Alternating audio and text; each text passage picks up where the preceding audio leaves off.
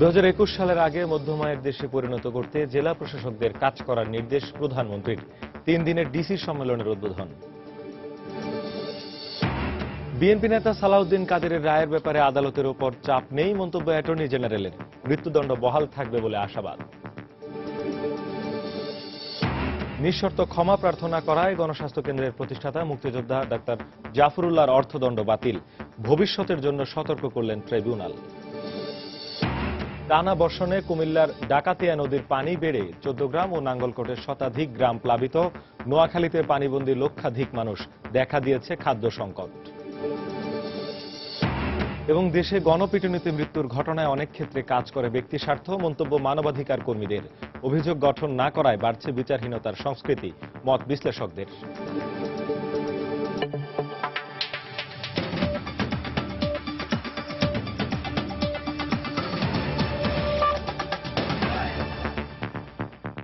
সময় সংবাদের সঙ্গে আছি আমি শেখ জায়েদ। 2021 সালের আগে মধ্যমায়ের দেশে পরিণত করতে জেলা প্রশাসকদের কাজ করার নির্দেশ দিয়েছেন প্রধানমন্ত্রী শেখ হাসিনা। সকালে জেলা প্রশাসক সম্মেলনের উদ্বোধন করে তিনি এই নির্দেশ দেন। গতানুগতিক কাজের পরিবর্তে নতুন নতুন ধারণা ও কৌশল নিয়ে জেলার উন্নয়নে কাজ করার আহ্বান জানিয়ে প্রধানমন্ত্রী আরো বলেন, ক্ষমতার ধারাবাহিকতার কারণেই দেশের উন্নয়ন হচ্ছে। 2041 সালের মধ্যে বাংলাদেশ উন্নত রাষ্ট্রের মর্যাদা পাবে বলেও জানান তিনি বলেন, পুরনো ধ্যান ধারণা পরিবর্তন করে জেলা প্রশাসকদের নতুন ধারায় এগিয়ে যেতে হবে। তথ্য প্রযুক্তি খাতে অবদান রাখায় কয়েকজন জেলা প্রশাসকের হাতে পুরস্কার তুলে দেন প্রধানমন্ত্রী। 3 দিনব্যাপী সম্মেলনের 18টি অধিবেশনে 39টি মন্ত্রণালয়ের 253টি প্রস্তাবের উপর আলোচনা হওয়ার কথা রয়েছে। আমাদের লক্ষ্য হচ্ছে যে স্বাধীন দেশ হিসেবে বাংলাদেশ 2021 সালের মধ্যে মধ্যমায়ের দেশে উন্নীত হবে, আর 2041 সালের মধ্যে বাংলাদেশকে আমরা উন্নত দেশ হিসেবে গড়ে তুলতে চাই। এই রূপকল্প নিয়েই আমাদের যাত্রা শুরু। আমরা এই বদলের সনদ দিয়েছিলাম 2008 নির্বাচনে এবং 2014 নির্বাচনে। আমরা 2041কে উন্নত দেশ হিসেবে গড়ে তোলার লক্ষ্য স্থির করেছি। ইতিমধ্যে আমরা নিম্ন মধ্যমায়ের দেশ হিসেবে ঘোষণা পেয়েছি, এটা সত্য, কিন্তু আমরা চাই যে আরো দ্রুত কাজ করে দেশকে উন্নত করে আমরা যেন মধ্যমায়ের দেশে উন্নীত হতে পারি। 2021 সালের আগে যেন আমরা তা অর্জন করতে পারি, সেই লক্ষ্য নিয়ে সকলকে কাজ করে আসবে। কোন কোন এলাকার মানুষের কি কি সমস্যা রয়েছে বা কোন কোন এলাকায় কোন ধরনের পণ্য উৎপাদন হতে পারে বা কোন কোন এলাকায় আমাদের কি ধরনের পদক্ষেপ নিলে পরে সে এলাকার মানুষের জীবনমান উন্নতি করতে পারে, সেই বিশেষ দিকগুলি একটু খুঁজে বের করা এবং সেই মোতাবেক কার্যকর ব্যবস্থা গ্রহণ করা, এই বিষয়টাও কিন্তু আপনাদেরকে দেখতে হবে। মানবতা বিরোধী অপরাধের মামলায় মৃত্যুদণ্ডপ্রাপ্ত আসামি সালাউদ্দিন কাদের চৌধুরীর আপিলের রায় নিয়ে আদালতের ওপর কোনো চাপ নেই বলে জানিয়েছেন অ্যাটর্নি জেনারেল মাহবুবে আলম। সকালে সুপ্রিম কোর্টের নিজ কার্যালয়ে সাংবাদিকদের সঙ্গে আলাপকালে তিনি একথা বলেন। এ সময় তিনি আপিলের রায়ে মৃত্যুদণ্ড বহাল থাকবে বলে আবারও আশা প্রকাশ করেন। আদালত এই পর্যন্ত যে কয়টা বিচার করা হয়েছে, আদালতের রায়গুলো পড়ে দেখলেই বোঝা যাবে তারা যুক্তি নির্ভর, সাক্ষীর উপর নির্ভর করে তাদের রায় প্রদান করেছেন। সেখানে অন্য বাইরের কোনো চাপ থাকার প্রশ্নই ওঠে না। ট্রাইব্যুনালে সালাউদ্দিন কাদের চৌধুরীকে যে দণ্ড দিয়েছে সেটা বহাল থাকবে বলে আমার প্রত্যাশা এবং আমি আশা করি। এবং শুধু আমি না, আপাময় জনসাধারণ, আমার বিশ্বাস সবাই এটাই চাইবেন। এবার বন্যা পরিস্থিতির খবর। গত কদিনের টানা বর্ষণে কুমিল্লার ডাকাতিয়া নদীর পানি বেড়ে ও ভারত থেকে আসা পাহাড়ি ঢলে জেলার 14 গ্রাম ও নাঙ্গলকোট উপজেলার 16টি ইউনিয়নের শতাধিক গ্রাম প্লাবিত হয়েছে। এতে পানিবন্দী হয়ে পড়েছে লক্ষাধিক মানুষ। দেখা দিয়েছে খাবার সংকট। ভারপ্রাপ্ত জেলা প্রশাসক জানান, 2 উপজেলার জন্য 75 মেট্রিক টন চাল ও নগদ 1.5 লাখ টাকা বরাদ্দ দেওয়া হয়েছে। কুমিল্লা প্রতিনিধি বাহার রেহানের পাঠানো তথ্য ও ছবি নিয়ে ডেস্ক রিপোর্ট। টানা বর্ষণ ও পাহাড়ি ঢলে কুমিল্লা 14 গ্রামের আলকরা গুণবতী সহ 9টি ইউনিয়ন এবং নাঙ্গলকোট উপজেলার সাতবাড়িয়া, বক্সগঞ্জ, মোকরা, রায়কোট সহ 60টি ইউনিয়নের শতাধিক গ্রাম প্লাবিত হয়েছে।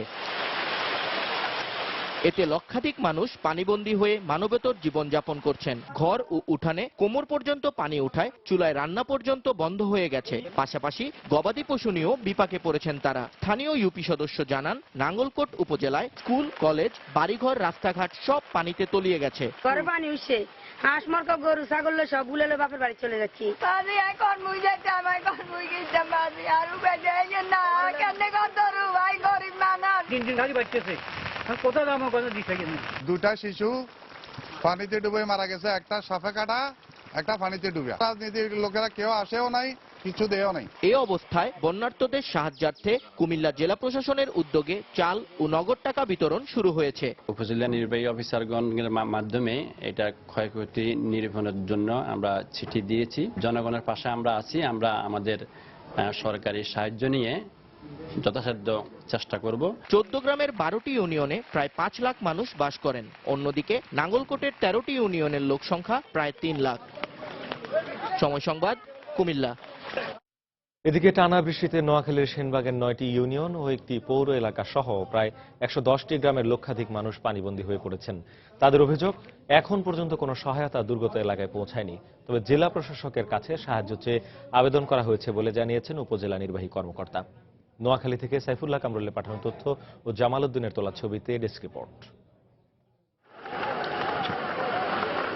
গত কয়েকদিনের টানা বর্ষণে নোয়াখালীর সেনবাগের সড়কগুলো এখন 4 থেকে 5 ফুট পানির নিচে। কেশারপাড় ও ছাতারপাইয়া ইউনিয়নে ভেঙে পড়েছে যোগাযোগ ও স্যানিটেশন ব্যবস্থা।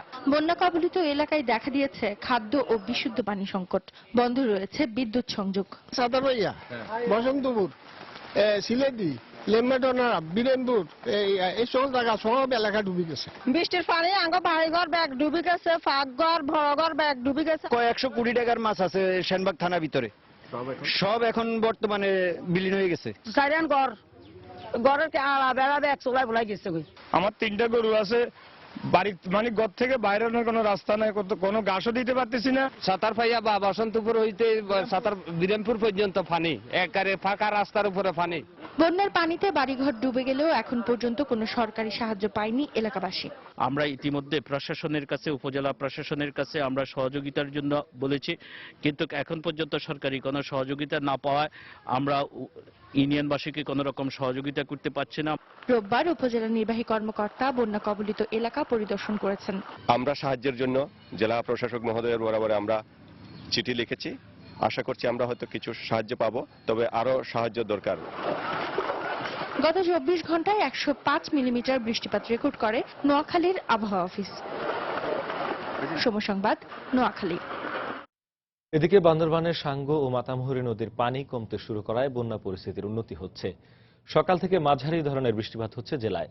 গত 5 দিনের টানা বর্ষণের পর আজ বান্দরবান কেরানীঘাট এলাকায় পানি কিছুটা কমায় সকালে জেলা শহর থেকে সারা দেশে সীমিত আকারে যানবাহন চলতে শুরু করেছে। এদিকে সদর, লামা, আলীকদম, নাইখুমছড়ি ও থানচি উপজেলায় বন্যা পরিস্থিতির উন্নতি হওয়ায় অনেকেই আশ্রয়কেন্দ্র থেকে বাড়ি ফিরছেন। তবে এখনো পানিবন্দী আছেন অনেক মানুষ। এতে দেখা দিয়েছে বিশুদ্ধ পানির সংকট।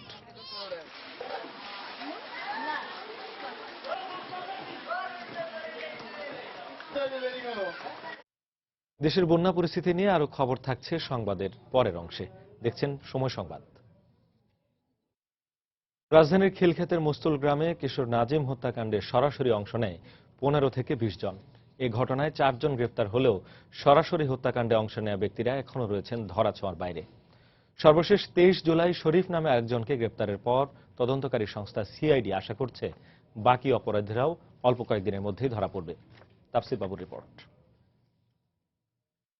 কিশোর নাজিম হত্যায় 15 থেকে 20 জন ব্যক্তি সরাসরি অংশ নিলেও এই ঘটনার সঙ্গে বিভিন্নভাবে জড়িত ছিলেন মস্তুল গ্রামের আরো অনেকেই। তবে হত্যাকাণ্ডের পরপরই 18 এপ্রিল নাজিমের বাবা খিলক্ষেত থানায় মামলা করেন 7 জনের নাম উল্লেখ করে।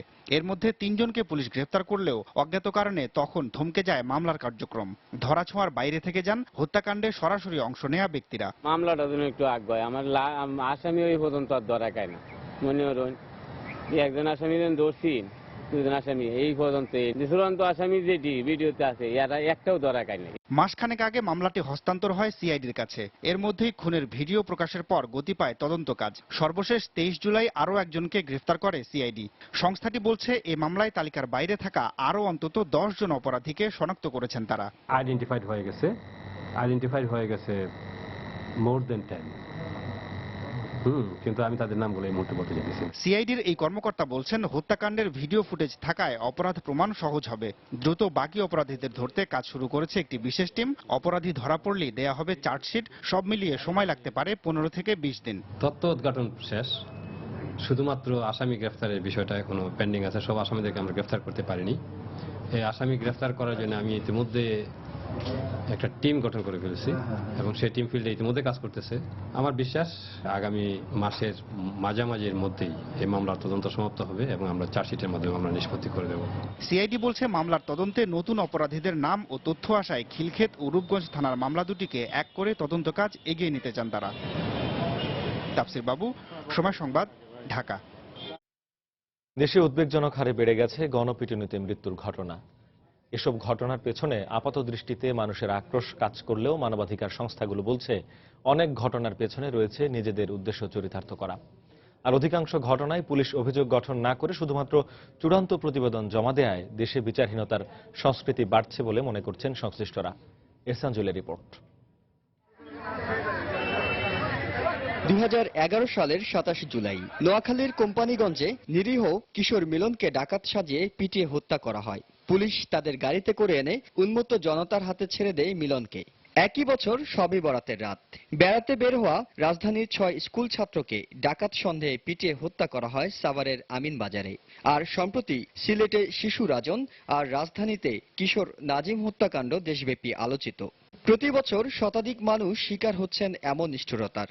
এই বছরের জুন মাস পর্যন্ত মারা গেছেন 69 জন। সুনির্দিষ্ট যে ঘটনাগুলি কিছু কিছু ক্ষেত্রে আইনের প্রতি আস্থাহীনতার কারণে এসব ঘটনা ঘটলেও অনেক ক্ষেত্রেই উদ্দেশ্য প্রণোদিত হত্যার পর সেটি চালিয়ে দেওয়া হয় গণপিটুনির নামে। সংখ্যা দিয়ে বিবেচনা করি আক্রোশের ঘটনা থেকে বেশি। শত্রুতামি উদ্ধার করার জন্য টুলস হিসাবে গণপিটুনিকে ব্যবহার করা হয়। শুধু ক্রাইম পরিসংখ্যান এই হিসাবে এটা দেখার কোনো অবকাশ নেই। সামাজিক যে মানসিকতা সেটা কোন পর্যায়ে আছে তার একটা চিত্র এই ধরনের ঘটনার মধ্য দিয়ে আমরা দেখতে পারি। অভিযোগ রয়েছে মিলন হত্যার ঘটনায় সম্প্রতি পরিবারের সঙ্গে 5 লাখ টাকায় আপস রফা করেছে পুলিশ। সংশ্লিষ্টরা বলছেন, অধিকাংশ ঘটনায় পুলিশ অভিযোগ গঠন না করে চূড়ান্ত প্রতিবেদন দিয়েই কাজ শেষ করে। ফলে ধরাছোঁয়ার বাইরে থেকে যায় দোষীরা। এই ধরনের মামলায় চূড়ান্ত প্রতিবেদনই আমরা দিতে দেখি। চার্জশিটের সংখ্যা খুবই নগণ্য এবং চার্জশিট যেটি হয় সেটিও দোষে দুষ্ট থাকে। আমি পার পেয়ে যাব এই যে একটা ধারণা, যার ফলে ভিকটিম যে হলো সেই হয়তো ন্যায় বিচারের প্রত্যাশী ছিল, কিন্তু সে উল্টো এটার ভিকটিম হয়ে গেল। বিচারহীনতার সংস্কৃতি আর অস্থির সমাজ ব্যবস্থার ফলে আইন নিজের হাতে তুলে নেওয়া হচ্ছে। সেটা থেকে বের হয়ে আসতে না পারলে সভ্যতার দাবি কতটুকু যৌক্তিকতা পায় সেই প্রশ্ন বিশিষ্টজনদের। এহসান জুয়েল, সময় সংবাদ, ঢাকা। সময় সংবাদে আরো থাকছে, এপিজে আব্দুল কালামের মৃত্যুতে ভারতের 7 দিনের শোক ঘোষণা। পুরো জাতি ও লক্ষ কোটি বিজ্ঞানপ্রেমী মর্মাহত। মোদী ও প্রণব মুখার্জির তাৎক্ষণিক প্রতিক্রিয়া।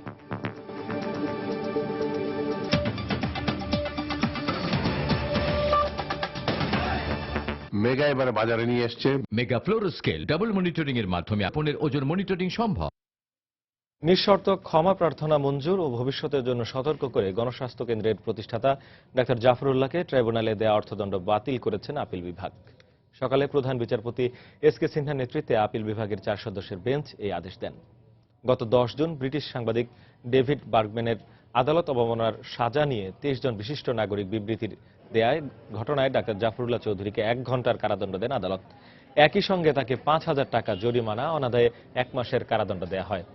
আর্থিক জরিমানার রায়ের বিরুদ্ধে গত 16 জুন আপিল বিভাগের চেম্বার বিচারপতির আদালতে আবেদন করেন জাফরুল্লাহ। এরপরই আজ এই আদেশ দেয়া হলো।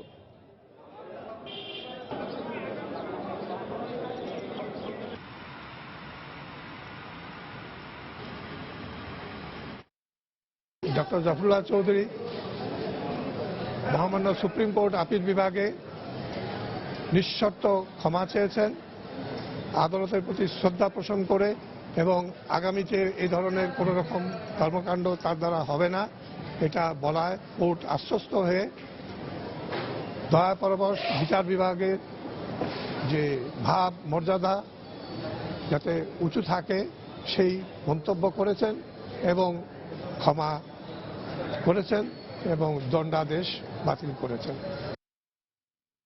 রাজধানীর উত্তরা থেকে নিষিদ্ধ ঘোষিত সংগঠন জেএমবির আমির ফাহিম সহ 8 জেএমবি সদস্যকে আটক করেছে ঢাকা মহানগর গোয়েন্দা পুলিশ। এই মুহূর্তে ডিএমপির মিডিয়া সেন্টারে এ বিষয়ে ব্রিফ করছেন পুলিশের যুগ্ম কমিশনার মনিরুল ইসলাম। আমরা সরাসরি চলে যাচ্ছি সেখানে। নির্দেশনা এনে জেএমবি এই অংশের সমন্বয়ক হিসেবে কাজ করছিল। এর বাইরে যারা গ্রেপ্তার হয়েছে এরাও গুরুত্বপূর্ণ ব্যক্তি। মোহাম্মদ শফিকুল ইসলাম, সে আছে সিলেট বিভাগের সমন্বয়ক হিসেবে দায়িত্বশীল হিসেবে কাজ করে। মোহাম্মদ রুহুল আমিন, সে ময়মনসিংহ জেলার দায়িত্বশীল হিসেবে কাজ করে এবং গ্রেটার ময়মনসিংহ মূলত সে দেখে। ইমদাদুল হক, সে দেখে ময়মনসিংহ শহরের দায়িত্বে ছিল। রফিক আহমেদ জুয়েল, তার একটি রেস্টুরেন্ট রয়েছে, সে মূলত এদের খাবার দাবার সরবরাহ এবং অর্থায়নের কাজটি করে থাকে। এছাড়া মোহাম্মদ মোস্তফা, সাকাওয়াতুল্লাহ এবং আলী আশরাফ রাজীব, এরা 3 জন গায়রে এহসার সদস্য, অর্থাৎ এহসার ফুল টাইমার আর তার আগের ধাপ হলো গায়রি এহসার, এরা মানে পার্ট টাইমার। এহসার যারা বাকি সবাই এহসার সদস্য, কারণ এরা সমন্বয়কের দায়িত্বে আছে, বিভিন্ন গুরুত্বপূর্ণ দায়িত্বে আছে, তারা এহসার সদস্য। আর এহসার সদস্যরা সাধারণত অন্য কোনো পেশায় নিয়োজিত থাকে না, তারা ফুল টাইমার হিসেবে এখানে কাজ করে। পার্টি থেকেই তাদের বেতন ভাতা দেওয়া হয়। তো এরা এই যে বিভিন্ন প্রশিক্ষণ ভিডিও তাদের থেকে উদ্ধার করা হয়েছে, পাশাপাশি বাগমারা যে আপনারা জানেন জেএমজেবি এবং পরবর্তীতে জেএমবি হিসেবে আমরা যেটাকে জানি, সেটার উত্থান বাগমারায়, বাগমারাকে কেন্দ্র করে এটি আসলে জনসমক্ষে আসে। তো সেইখানে পরবর্তীতে যে অপারেশন হয়েছিল, অর্থাৎ তাদের দমনের, তাদের গ্রেপ্তারের, এইটার উপরে তারা একটা ডকুমেন্টারি করেছে এবং সেইখানে আইন শৃঙ্খলা বাহিনী যে এই তাগুত শক্তি যে সঠিক কাজটি করেনি, তারা ইসলামিক রাষ্ট্র কায়েমের ক্ষেত্রে বাধা প্রদান করেছে, এটি তাদের ডকুমেন্টারিতে তারা বলার চেষ্টা করেছে এবং বেশ কিছু ছবি তারা সেই ডকুমেন্টারিতে দেখিয়েছে। স্যার ট্রেনিং ভিডিওতেও কিভাবে ট্রেনিং করবে সেটি বলা হয়েছে। তো এরা মূলত ইসলামিক স্টেটের সাথে যোগাযোগ স্থাপনের চেষ্টা করছিল। এর ভিতরে একজন আছে সাকাওয়াতুল্লাহ, সে আইটির এক্সপার্ট, সেই এই বিভিন্ন ওয়েবসাইট থেকে এগুলো ডাউনলোড করে, উগ্র প্রশিক্ষণ ভিডিও কিংবা উগ্র যে সমস্ত প্রবন্ধ, আর্টিকেল কিংবা অন্য কোনো ভিডিও ক্লিপ আছে, এগুলো ডাউনলোড করে অন্যান্যদেরকে এগুলো সরবরাহ করার পাশাপাশি আবার তাদেরও কিছু ডাউনলোড করার থাকলে সেই মূলত ডাউনলোড, অর্থাৎ আইটির কাজটি অনেকটা সেই করে আসছিল। আর এদের একদিকে যেমন লোক রিক্রুট করে সেই ইসলামিক স্টেটে পাঠানোর একটা প্রক্রিয়া এদের ভিতরে দেখা যায়, প্রবণতা ছিল। আর একটা ছিল তারা যে তার পিতাকে, অর্থাৎ এই যে বর্তমান যে সমন্বয়ক আবু তালহা মোহাম্মদ ফাহিম, সে তার পিতাকে কিভাবে মুক্ত করা যায়, অর্থাৎ এই যে ত্রিশালের স্টাইলে অন্য কোনোভাবে মুক্ত করা যায় কিনা সেটি তারা চেষ্টা করছিল। এরা বেশিরভাগ সময় আসলে ময়মনসিংহেই ভালুকা ত্রিশাল এলাকায় এরা অবস্থান করে এবং ওইখানেই প্রশিক্ষণের কাজটি, অর্থাৎ প্রশিক্ষণ ভিডিও যেটি তারা করেছে, ওইখানেই তারা সেটি চিত্রায়িত করেছে বলে আমরা ধারণা করছি। তো এদের বিরুদ্ধে সন্ত্রাস বিরোধী আইনে মামলা হয়েছে। তো তাদেরকে বিজ্ঞ আদালতে উপস্থাপন করে আজকে রিমান্ড পেলে, আমরা 10 দিনের রিমান্ডের আবেদন জানিয়েছি। সেই 10 দিনের রিমান্ড পেলে বা যে কয়দিনের রিমান্ড পাই, জিজ্ঞাসাবাদে এদের আরো কে কোথায় আছে না আছে, তারপরে ত্রিশালের ঘটনা যেটি অর্থাৎ আসামি ছিনতাইয়ের ঘটনা ঘটেছিল সেটার সাথে এদের কোনো সম্পর্ক আছে কিনা, এদের মাধ্যমে যোগাযোগের মাধ্যমে তাদের কিংবা তাদের সমর্থক শোভানুদ্দায়ী কেউ ইসলামিক স্টেটে যোগদান করেছে কিনা, অর্থাৎ ইরাক বা সিরিয়াতে গেছে কিনা, সেটি আমরা জানার চেষ্টা করব। আবারও বন্যা পরিস্থিতির খবর। টানা বর্ষণ ও পাহাড়ি ঢলে প্লাবিত হয়েছে কক্সবাজারের চকরিয়া ও রামু উপজেলার বেশ কিছু অঞ্চল। পাহাড়ি ঢলে গতকাল রাতে পানিতে ডুবে মারা গেছে এক শিশুসহ 3 জন। এছাড়াও নিখোঁজ রয়েছে আরও এক শিশু। টানা কয়েকদিনের বৃষ্টির কারণে পাহাড়ি ঢলে চকরিয়ার মানিকপুর এবং রামুর রাজারকুল ও চকমারকুল সহ বেশ কিছু এলাকা প্লাবিত হয়েছে। পুলিশ জানিয়েছে এতে গতকাল বাঁকখালী নদীতে ভেসে যায় রাজারপুরের নুরুল ইসলাম, 3 বছরের শিশু সানম ও 2 বছরের শিশু আফসার। পরে স্থানীয়রা 2 জনের মৃতদেহ উদ্ধার করে, তবে এখন পর্যন্ত আফসারকে পাওয়া যায়নি। অপরদিকে চকরিয়ার বড় ঝিরি পার হওয়ার সময় পাহাড়ি ঢলের পানিতে ভেসে যায় আনোয়ার হোসেন নামে এক ব্যক্তি। পরে ঘটনাস্থলের আধা কিলোমিটার দূরে তার লাশ উদ্ধার করে এলাকাবাসী। অবিরাম বর্ষণ এবং ভারতের ত্রিপুরা থেকে আসা পাহাড়ি ঢলে ফেনীর ছোট নদীর তীরবর্তী সদর ও দাগনভূঞা উপজেলার 48টি গ্রাম প্লাবিত হয়েছে। বন্যার কারণে বিপর্যস্ত হয়ে পড়েছে এসব গ্রামের মানুষের জীবনযাত্রা। পানিবন্দী হয়ে দিন কাটাচ্ছেন লক্ষাধিক মানুষ। বসতবাড়ির পাশাপাশি তলিয়ে গেছে রাস্তাঘাট ও ফসলি জমি, ভেসে গেছে শত শত পুকুর ও ঘেরের মাছ, উপড়ে গেছে অসংখ্য গাছপালা ও বৈদ্যুতিক খুঁটি। ফলে কিছু এলাকায় বিদ্যুৎ সংযোগ বিচ্ছিন্ন রয়েছে। দাগনভূঞা উপজেলার রাজাপুর ইউনিয়ন চেয়ারম্যানের অভিযোগ, এই সীমাহীন দুর্ভোগের মাঝেও স্থানীয় প্রশাসন কোনো সাড়া দিচ্ছে না। তবে জেলা প্রশাসক বলছেন, বানভাসী মানুষের সাহায্যার্থে সচেষ্ট রয়েছে জেলা প্রশাসন।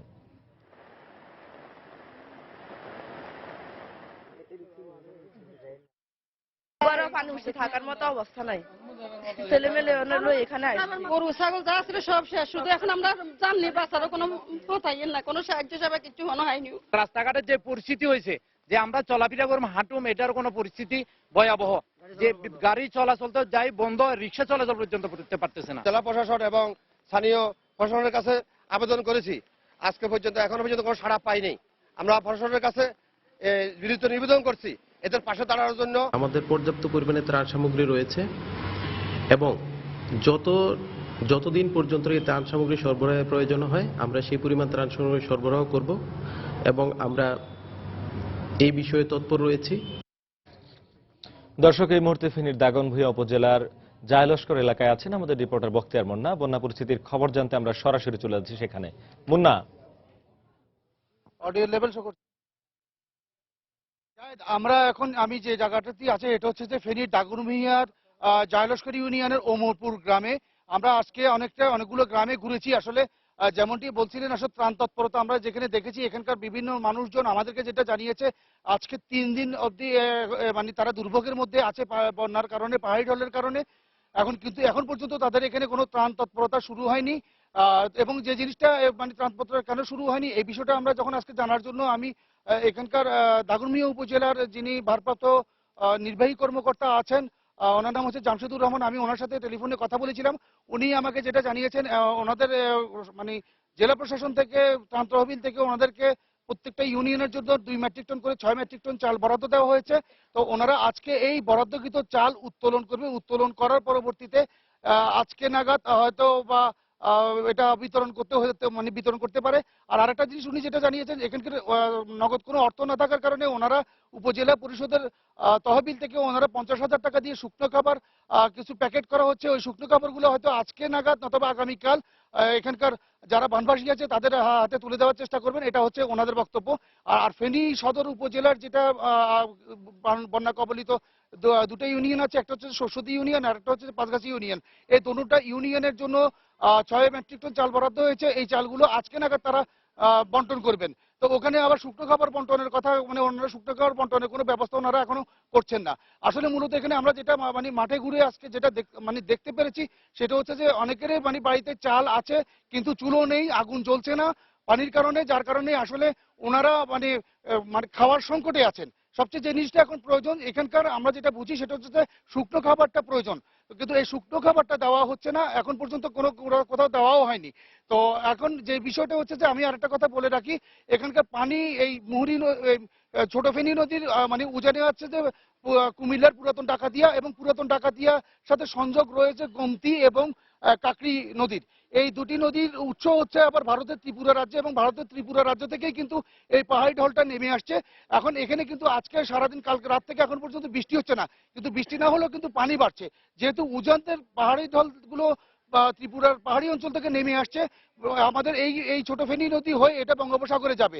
তো এখানে যেহেতু আমরা যে ভাটির অঞ্চলের, সেই কারণে আমাদের এখানে পানিটা বাড়ছে এই ছোট ফেনী নদীর। তো এখানে আসলে ছোট ফেনী নদীর পানি আমার মনে হচ্ছে যে আরো বেশি দিন থাকবে বলে মনে হচ্ছে, দ্রুত নেমে যাবে, বিষয়টা তেমনও নয়। আর ত্রাণের ব্যাপারটাও যেটা এখানকার যারা মানে বানভাসী বানবাসীরা আছে তাদের বক্তব্য হচ্ছে যে এখন তাদের যাদের কাছে টাকা পয়সা আছে তারা কোনো রকমের শুকনো খাবার পাউরুটি বা বিস্কিট কলা এনে খেতে পারছেন, আর যাদের কাছে টাকা নেই তারা কিন্তু কোনোটাই খেতে পাচ্ছেন না। আবার অনেকে বাড়িঘর ছেড়ে অন্যত্র বিভিন্ন আত্মীয় স্বজন বা যেখানে নিরাপদ জায়গায় আশ্রয় নিয়েছেন। তো এই ছিল আমার কাছে সর্বশেষ। জায়েদ।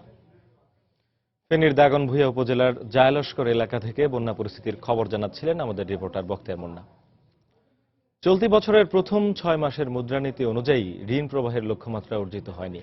ঋণের প্রবৃদ্ধি লক্ষ্যমাত্রার চেয়ে 2% কম হওয়ার কারণ হিসেবে অন্যান্য সামাজিক নির্দেশনাকেই দায়ী করছে কেন্দ্রীয় ব্যাংক। তবে রাজস্ব নীতির সঙ্গে মুদ্রানীতির সমন্বয়ের পরামর্শ দিয়েছেন অর্থনীতিবিদরা। তাদের মতে মুদ্রানীতিতে বেসরকারি খাতে ঋণ প্রদানের ক্ষেত্র ও নীতিমালা অন্তর্ভুক্ত করা জরুরি। বিস্তারিত ইমতিয়াজ আহমেদের রিপোর্টে। উচ্চ প্রবৃদ্ধি অর্জন, কাঙ্ক্ষিত বিনিয়োগ আর মূল্যস্ফীতি নিয়ন্ত্রণ, এই 3 বাস্তবতাকে সামনে রেখে চলতি মুদ্রানীতি ঘোষণা করা হয়েছিল, যেখানে বিনিয়োগ বাড়াতে ঋণ প্রবাহ বাড়ানো ছিল অন্যতম বড় চ্যালেঞ্জ। গেল কয়েকটি মুদ্রানীতিতে ঋণের প্রবৃদ্ধি 15%-এর আশেপাশে ধরা হলেও কোনো বছরই তা পূরণ হয়নি। তবে গেল কয়েক বছর হিসেবে ধারাবাহিকভাবে মূল্যস্ফীতির লাগাম টেনে ধরা গেছে। এই অবস্থায় বাংলাদেশ ব্যাংক বলছে চলতি মুদ্রানীতির মতো আগামী নীতিতেও ঋণের প্রবৃদ্ধিকে সর্বোচ্চ গুরুত্ব দেওয়া হবে। স্প্রেড আমাদের 5 ভাগের উপরে ছিল, 5.21 ছিল, সেখান থেকে এখন 4.87 এ এসে ঠেকেছে। প্রাইভেট ক্রেডিটের গ্রোথটা হয়তো আশানুরূপ হয়নি, এটা আসছে 13.6। এই 13.6 ভাগ দিয়ে আমরা 6.5 ভাগ প্রবৃদ্ধি পেয়েছি। আশানুরূপ হারে বাড়ছে না, সেটার জন্য হয়তো আরো কিছু সোশ্যাল ইনস্টিটিউশনাল ফ্যাক্টরগুলো কাজ করতে পারে। আমাদের লক্ষ্য যদি হয় প্রবৃদ্ধি, প্রবৃদ্ধি তো আকাশ থেকে আসবে না, প্রবৃদ্ধির মূলে খাদ্যটা হচ্ছে বিনিয়োগ। অর্থনীতিবিদরা মনে করেন বাংলাদেশের অর্থনৈতিক কাঠামোতে সর্বোচ্চ গুরুত্ব দেওয়া উচিত উচ্চ প্রবৃদ্ধিকে, আর সেক্ষেত্রে কিছুটা সম্প্রসারণমূলক মুদ্রানীতি গঠনের পরামর্শ তাদের। বাংলাদেশের যে আর্থিক কাঠামো, অর্থনৈতিক কাঠামো, সেইখানে কিন্তু আসলে মূল্যস্ফীতিকে নিয়ন্ত্রণ করাটা মুদ্রানীতি দিয়ে সম্ভব না। আমরা যে বারবার রক্ষণশীল মুদ্রানীতির কথা বলছি, সেটা আসলে বাংলাদেশের বাস্তবতা এবং আমাদের যে গ্রোথ এনহ্যান্সিং একটা যে ভিশন, সেটার সাথে কিন্তু সঙ্গতিপূর্ণ না। অর্থায়নটাকে, অর্থাৎ এই যে রাজস্ব নীতির সাথে মুদ্রানীতি একটা সমন্বয়ের প্রয়োজন। সরকারের প্রয়োজনীয় অর্থের যোগান দেওয়ার পাশাপাশি যাতে বেসরকারি খাত যাতে কোনো রকমের এই ঋণের সমস্যায় না ভোগে, এই বিষয়গুলো আমার মনে হয় এখন মুদ্রানীতিকে দেখতে হবে। তবে ধারাবাহিক উন্নয়নের চাকা সামনের দিকে এগিয়ে নিতে দেশের মুদ্রানীতি এখনো কোনো সক্ষম ভূমিকা রাখতে পারেনি বলে মত এই অর্থনীতিবিদের। সীমাবদ্ধতাটা মেনে নিচ্ছে। ইমতিয়াজ আহমেদ, সময় সংবাদ, ঢাকা। নাটোরে 5ম শ্রেণীর এক ছাত্রীকে ধর্ষণের পর হত্যা করা হয়েছে। এই ঘটনায় জড়িত সন্দেহে একজনকে আটক করেছে পুলিশ। গতকাল রাত 10টার দিকে সিংড়া উপজেলার সাউইল গ্রাম থেকে মোবারক হোসেন নামে ওই ব্যক্তিকে আটক করা হয়। নিহতের স্বজন ও এলাকাবাসীর অভিযোগ, নলডাঙ্গা উপজেলার ব্রহ্মপুর ইউনিয়নের পশ্চিমপাড়া গ্রামের মানিক প্রামাণিকের মেয়ে মায়া খাতুনকে বহুদিন ধরে উত্ত্যক্ত করে আসছিল একই গ্রামের বাসিন্দা মোবারক। গতকাল দুপুরে স্কুল থেকে বাড়ি ফেরার সময় মায়াকে একা পেয়ে ধর্ষণের পর হত্যা করে পালিয়ে যায় সে। পরে সন্ধ্যার দিকে ইয়ারপুর স্লুইস গেট এলাকার আমবাগানে মায়ের লাশ পড়ে থাকতে দেখে পুলিশে খবর দেয় স্থানীয়রা। পরে পুলিশ গিয়ে তার লাশ উদ্ধার করে সদর হাসপাতাল মর্গে পাঠায়। এদিকে ধর্ষণের পর শ্বাসরোধ করে হত্যা করা হয়েছে প্রাথমিকভাবে ধারণা করা হলেও ময়না তদন্তের পর নিশ্চিত হওয়া যাবে বলে জানিয়েছে পুলিশ। প্রাথমিকভাবে আমাদের কাছে মনে হচ্ছে মেয়েটিকে রেপ করে শ্বাসরোধ করে হত্যা করা হয়েছে। তো আমরা লাশটির হত্যা সংক্রান্ত সঠিক তথ্য জানার জন্য পোস্টমর্টমের জন্য নাটোর সদর হাসপাতালে প্রেরণ করেছি। এই সংক্রান্তে আমাদের প্রধান সাসপেক্ট মোবারক হোসেন কালু, তাকে আমরা ইতিমধ্যেই গ্রেফতার করতে সক্ষম হয়েছি। ঈদ পরবর্তী হাটে জমজমাট ছিল দক্ষিণ পশ্চিমাঞ্চলের অন্যতম চামড়ার মকাম যশোরের রাজার হাট। হাটে প্রচুর চামড়া উঠলেও দাম পায়নি খুচরা বিক্রেতারা। তাদের চামড়ার প্রতি 500 থেকে 800 টাকা পর্যন্ত লোকসান গুনতে হয়েছে। পাইকারি ব্যবসায়ীরা বলছেন আন্তর্জাতিক বাজারে দরপতনের কারণে এই অবস্থা সৃষ্টি হয়েছে। যশোর প্রতিনিধি জুয়েল মৃধার তথ্য ও শেখ জালালউদ্দিনের ছবি নিয়ে রিপোর্ট। যশোর খুলনা মহাসড়কের পাশে যশোর শহরতলির রাজার হাটে বসে দেশের দ্বিতীয় বৃহত্তম চামড়ার হাট। সপ্তাহে 2 দিন, শনি ও মঙ্গলবার এখানে হাট বসে। যশোর ছাড়াও বৃহত্তর খুলনা, ঢাকা, রাজশাহী, বরিশাল ও চট্টগ্রামের পাইকারি ব্যবসায়ীরা এ হাটে চামড়া বেচাকেনা করেন। ঈদ পরবর্তী হাটে বেচাকেনা ছিল জমজমাট। পর্যাপ্ত চামড়া উঠলেও কাঙ্ক্ষিত মূল্য পায়নি ব্যবসায়ীরা। 90 থেকে 100 টাকা ফুট চামড়া কিনে তাদের বিক্রি করতে হয়েছে 70 থেকে 80 টাকা দরে। ফলে বড় ধরনের লোকসানের মুখে পড়েন তারা। আমি সাতক্ষীরা থেকে আসছি, 150 পিস চামড়া নিয়ে প্রত্যেক পিসে 500-700 করে দাম কম। 2500 টাকা করে কিনে 2700 টাকা করে কিনে 1800 টাকা করে বিক্রি করতে হচ্ছে। প্রতিটা মালে 700 লস খাইতেছি, 350 মাল লই আইছি আমি, এখন আমার নিলামে বেচতে যাইতেছি। লোন নিয়ে চামড়া কিনেছি, কেনার পরে আমাদের তো এখন 30,000 টাকা ঘাটতি।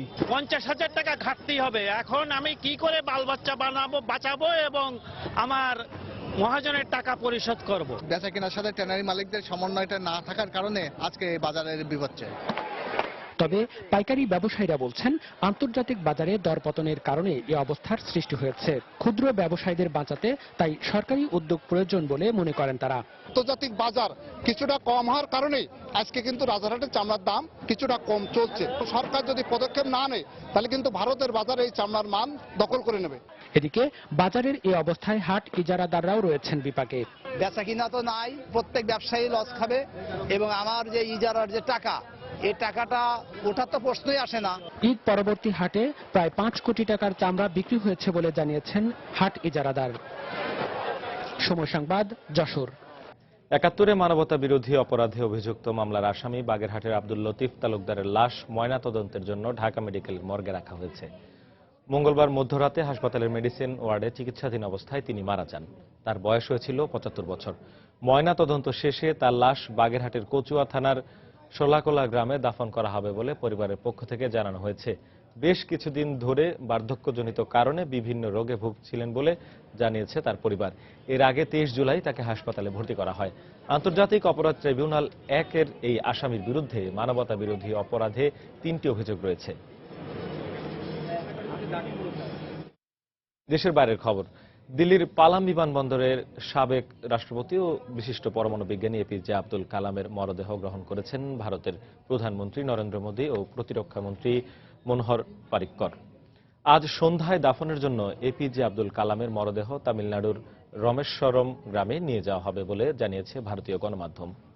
সোমবার মেঘালয় রাজ্যের শিলং ইন্ডিয়ান ইনস্টিটিউট অব ম্যানেজমেন্টের একটি অনুষ্ঠানে বক্তৃতা দেওয়ার সময় হঠাৎ অচেতন হয়ে পড়েন ভারতের এই সাবেক রাষ্ট্রপতি। বেথানি হাসপাতালে নিবিড় পর্যবেক্ষণ কেন্দ্রে রাখা হয় তাকে। সেখানে স্থানীয় সময় সন্ধ্যা 7:45 শেষ নিঃশ্বাস ত্যাগ করেন এপিজে আব্দুল কালাম আজাদ। মৃত্যুকালে তার বয়স হয়েছিল 83 বছর। তার মৃত্যুতে 7 দিনের রাষ্ট্রীয় শোক ঘোষণা করেছে ভারত সরকার।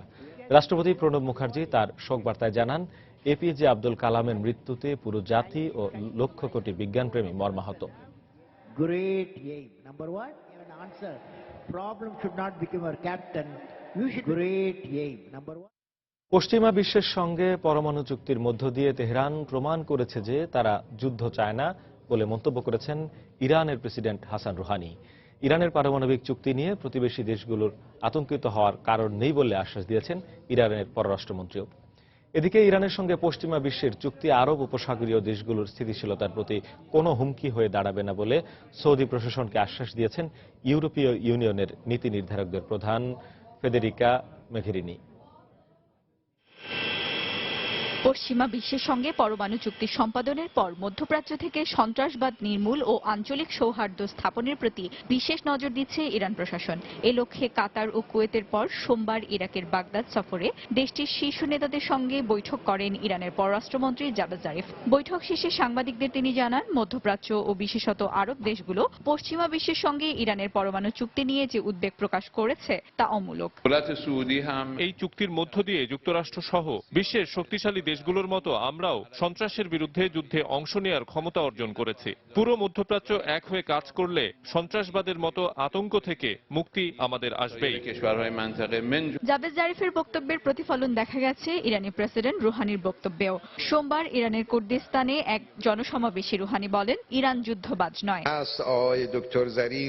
6 জাতি গোষ্ঠীর সঙ্গে পরমাণু আলোচনায় ইরান বিশ্বকে জানিয়ে দিয়েছে আগ্রাসন, দখলদারিত্ব এবং অন্য দেশের বিষয়ে অযাচিত হস্তক্ষেপ করার ইচ্ছা ইরানের নেই। তবে যে কোনো আগ্রাসন মোকাবেলায় ইরান সর্বশক্তি দিয়ে নিজের ভূখণ্ড রক্ষা করবে। ইরান বিষয়ে শুরু থেকে উদ্বেগ প্রকাশ করে আসছে সৌদি আরব। তবে এই চুক্তির বিষয়ে আরবদের সমর্থন প্রতিষ্ঠায় কূটনৈতিক তৎপরতা চালাচ্ছে ইউরোপীয় ইউনিয়ন। সোমবার সৌদি আরবের রিয়াদে দেশটির পররাষ্ট্রমন্ত্রীর সঙ্গে এক বৈঠকে ইউরোপীয় ইউনিয়নের নীতি নির্ধারকদের প্রধান ফেদেরিকা মোঘেরিনি বলেন, একটি কার্যকর ও গ্রহণযোগ্য চুক্তির জন্যই এত সময় নিয়ে কাজ করেছে জাতিসংঘের নিরাপত্তা পরিষদের 5 স্থায়ী সদস্য ও জার্মানি। এই চুক্তির উদ্যোগ নেওয়ার শুরু থেকেই মধ্যপ্রাচ্যে ও আরব দেশগুলোর শান্তি ও স্থিতিশীলতা রক্ষার প্রতি সজাগ ছিল পশ্চিমা বিশ্ব। ইরানের সঙ্গে চুক্তি সম্পাদনের পরও সেই বিষয়টিকে গুরুত্বের সঙ্গে বিবেচনা করছে তারা। এদিকে পারমাণবিক চুক্তি অনুযায়ী শান্তিপূর্ণ কাজে পরমাণু কর্মসূচির ব্যবহার করতে পারবে ইরান, এমন ঘোষণা দিয়ে এরই মধ্যে 2টি পরমাণু বিদ্যুৎ কেন্দ্র নির্মাণের পরিকল্পনা করেছে তারা। ইরানের দক্ষিণাঞ্চলীয় বুশেহরে প্রায় $1,000 কোটি বাজেটের এই প্রকল্প নির্মাণ করা হবে বলে জানিয়েছে দেশটির আণবিক সংস্থা। সঞ্জিদা ইসলাম, সময় সংবাদ। খেলার খবর। বাংলাদেশ দক্ষিণ আফ্রিকা টেস্ট সিরিজ প্রসঙ্গ। বাংলাদেশ দলের তরুণরা এখন ভালো খেলার জন্য মুখিয়ে থাকে, যেটি টাইগারদের পারফরম্যান্সে উন্নতিতে প্রভাব ফেলছে। আর আগামীতে ভালো করার জন্য এটি খুব প্রয়োজন, এমন মন্তব্য করেছেন ওপেনার ইমরুল কায়েস। সেই সঙ্গে টেস্ট র্যাঙ্কিংয়ে 1 নম্বরে থাকা দক্ষিণ আফ্রিকার বিপক্ষে ইতিবাচক ফলাফল পেতে হলে 3 বিভাগেই সমানভাবে ভালো করতে হবে বলে জানালেন এই ওপেনার। গণমাধ্যমের সঙ্গে আলোচনায় এসব কথা বলেন ইমরুল। চট্টগ্রাম টেস্টে বৃষ্টি স্বপ্ন ভেঙেছে, এবার মিশন ঢাকা টেস্ট। সেজন্য এই বৃষ্টিকে বুড়ো আঙুল দেখিয়ে অনুশীলনে দারুণ মনোযোগী টাইগাররা। তবে মাঠে নয়, মুশফিকদের অনুশীলন করতে হলো ইনডোরে, যেখানে ব্যাটসম্যানরা একটু বেশি সতর্ক। আর তাদের সঙ্গ দিয়েছেন তাইজুল লিখনের মতন স্পিনার ও মুস্তাফিজ রুবেলের মতো পেসাররা। এদিকে প্রথম টেস্টে দলের 3 বিভাগে ভালো করার কারণেই টাইগাররা এমন দাপুটে পারফরমেন্স দেখিয়েছে বলে মনে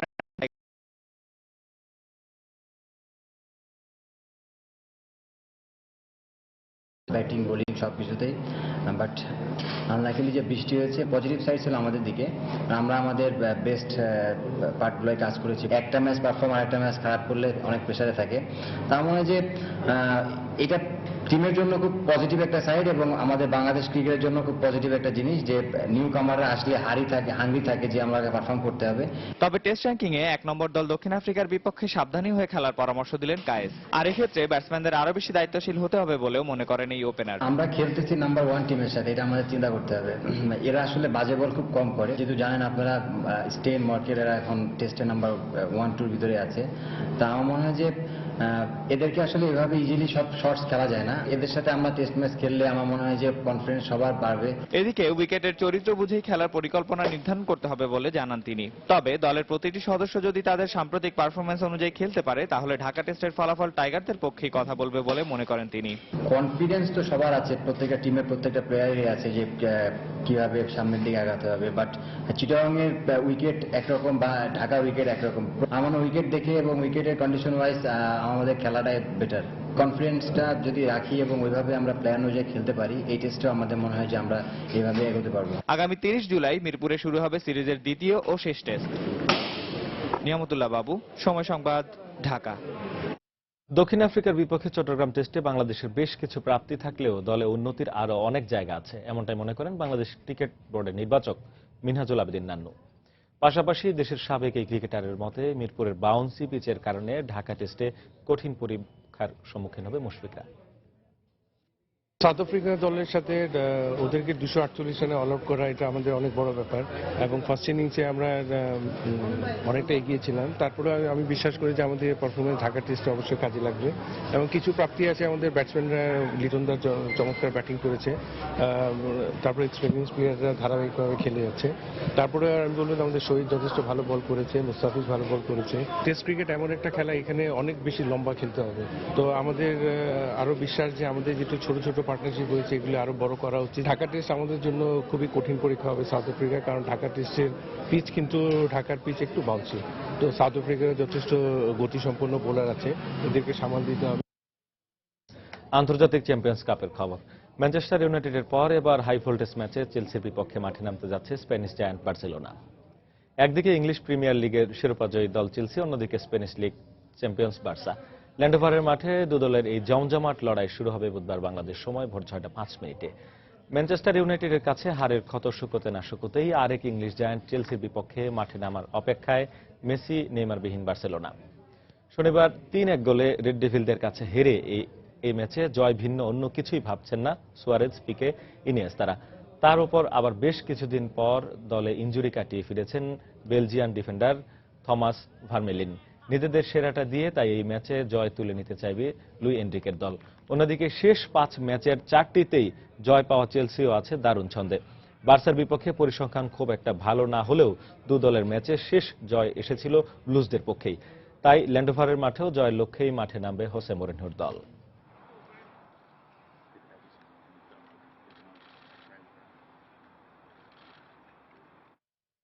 এ পর্যায়ে শীর্ষ সংবাদ জানিয়ে দিচ্ছি আরেকবার। 2021 সালের আগে মধ্যমায়ের দেশে পরিণত করতে জেলা প্রশাসকদের কাজ করার নির্দেশ প্রধানমন্ত্রীর। 3 দিনের ডিসি সম্মেলনের উদ্বোধন। বিএনপি নেতা সালাহউদ্দিন কাদেরের রায়ের ব্যাপারে আদালতের ওপর চাপ নেই মন্তব্য অ্যাটর্নি জেনারেলের। মৃত্যুদণ্ড বহাল থাকবে বলে আশাবাদ।